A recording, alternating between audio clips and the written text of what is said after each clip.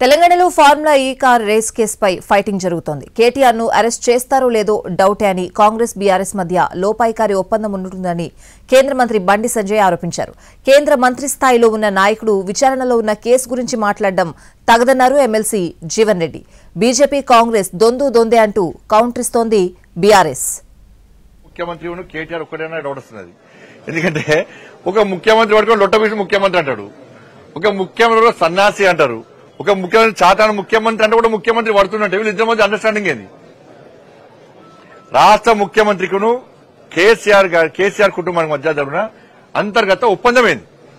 ఏదో ఉన్న ఇద్దరి మధ్యలో అరెస్ట్ చేస్తారా చేరా డౌట్. ఇప్పటికీ ఇంత ప్లాన్ ప్రకారం అయితే ప్రజల దృష్టి మళ్లించడానికి వీళ్ళు నీతివంతులుగా చెప్పుకోవడానికి వీళ్ళంతా ప్లాన్ చేస్తున్నారు. ముఖ్యమంత్రి స్థాయిని దిగజార్చే విధంగా మాట్లాడటం అనేది ఈ ప్రజాస్వామ్యం హర్షించదని చెప్పంటున్నా.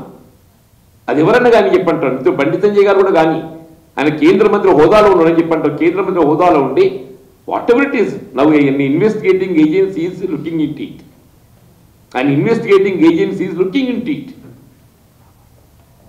అటువంటి పరిస్థితుల్లో ఒక బాధ్యత కలిగినటువంటి ఒక హోదాలో ఉన్నట్టుగా నాయకులు మాట్లాడడం సరైనది కాదు. కేటీఆర్ అరెస్ట్ చేయాలి, కేసీఆర్ అరెస్ట్ చేయాలి, కేసులు పెట్టాలి, సిబిఐ విచారణ చేయాలి మీరు అని చెప్పి బీజేపీని డిమాండ్ చేశారు అన్నాడు వాళ్ళు. ఇవాళ వీళ్ళు రేవంత్ని డిమాండ్ చేస్తున్నారు. అంటే ఏంది దీని అర్థం? ఆ ఇద్దరు దొంగలు ఒక్కటి, బీజేపీ కాంగ్రెస్ దొందే. అందుకే ప్రజల తరఫున కొట్లాడుతున్న మా పైన ఈ రకంగా మాట్లాడుతున్నారు. మీరు ఎవరు ఎన్ని కేసులు పెట్టినా, పనికి మాలిన కేసులు పెట్టినా మేము భయపడేది లేదు.